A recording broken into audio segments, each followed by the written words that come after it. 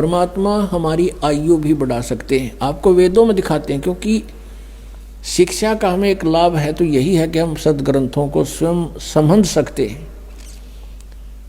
और जब तक हम नहीं समझेंगे, कोई भी हमें बढ़ा दे, कुछ भी कह दे, हम उससे की मान लेंगे। जिस कारण से आज तक हम यह भटक रहे हैं, अरे नकली संतों के पीछे लटक रहे हैं।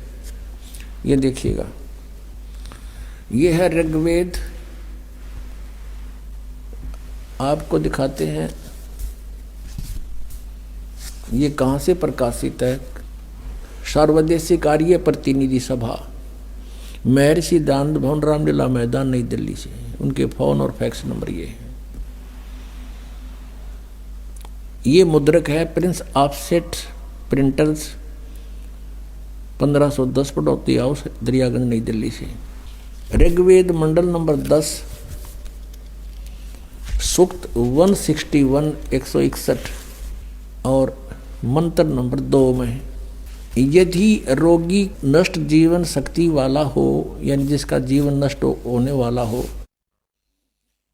गया है, यदि अथवा सीमा से परे चला गया है, यदि मृत्यु के समीप पहुंच गया ही है, तो भी उस रोगी को, ये देखिए ना, दयानंद के भक्ता ने मैं वैद लिख दिया यहाँ पर। क्योंकि दयानंद ये मानता था भगवान कुछ नहीं कर सकता, ना रोग काट सकता, ना उम्र बढ़ा सकता, इसलिए यहां लिख दिया मैं वैद। कष्टप्रद रोग के पंजे से छुड़वा लाता हूं और 100 शरद ऋतुओं तक जीने, यानी 100 वर्ष तक के लिए इसको बलयुक्त करता हूं। अब यहाँ जो इन्होंने जानबूझ कर बकवाद करी, इस मूल पाठ में इसमें वेद का जिक्र नहीं, क्योंकि वेद कोई मेडिसिन की बुक नहीं है, ये भगवान की जानकारी महिमा है इसके अंदर। अब यहाँ तो ये न लिख दिया, फिर परमात्मा कहते हैं चोर चोरावे तुंबड़ी, वो गड्ढे पानी में, वो गड्ढे हुआ ऊपर आओ ना, सच्चाई छनी ना है।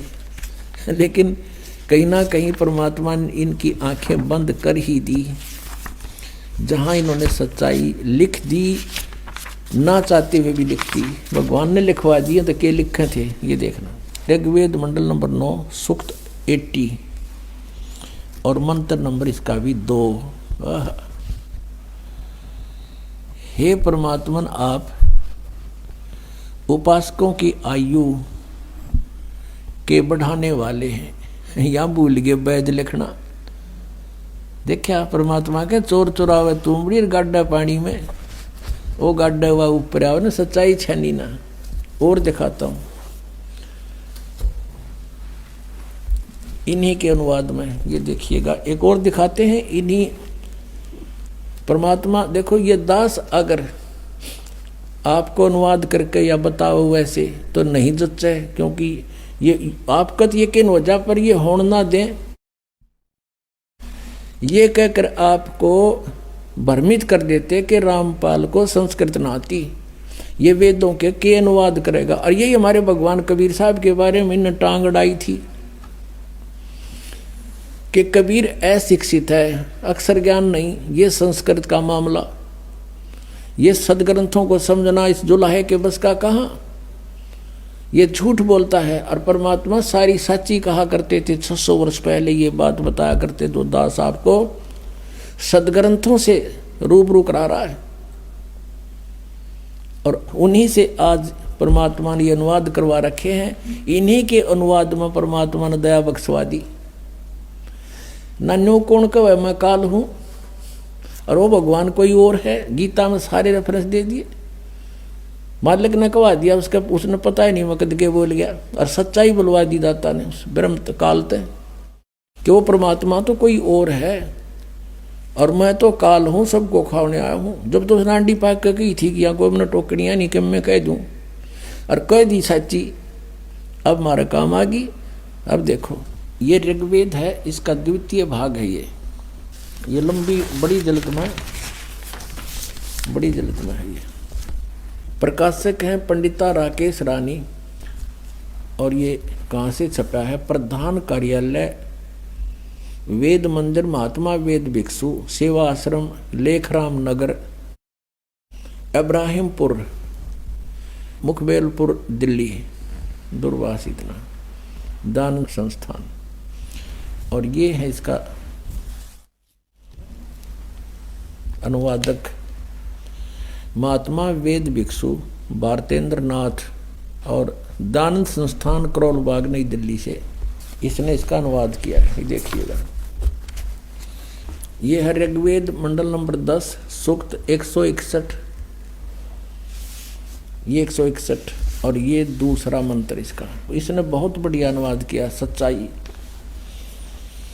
यदि किसी रोगी की जीवन शक्ति समाप्त हो, उसकी आयु ना रही हो, यदि वह सीमा से परे हो गया है,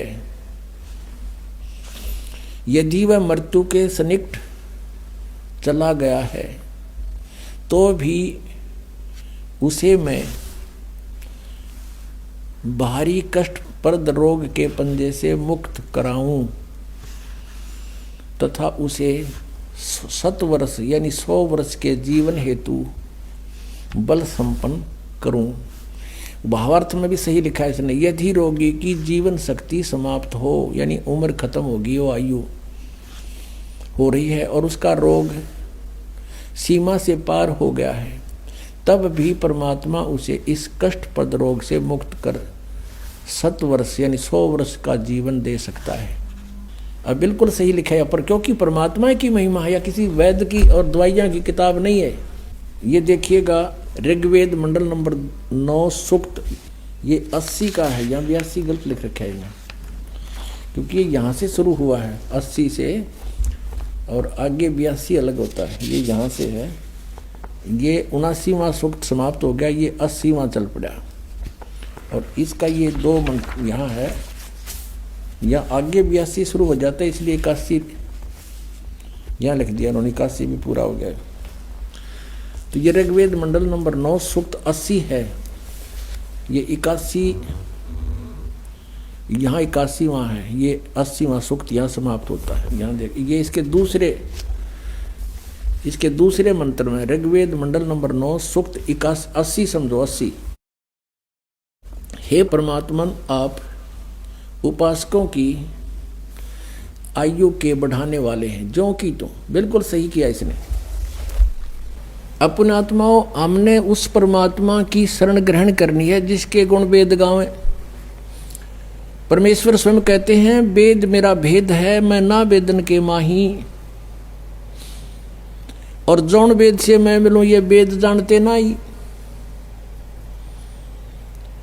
इन चारों वेदों के अंदर कबीर परमेश्वर कहते हैं मेरा ही गुणगान है। अपने द्वारा रची हुई सृष्टि को परमात्मा ही स्वयं आकर बताते हैं। वो क्या बताते हैं कि आप यहां कैसे आकर फंस गए इस काल के जाल में। जब तक हमें ये बात गहराई से नहीं समझ में आवेगी कि हम कैसे काल के जाल में फंसे,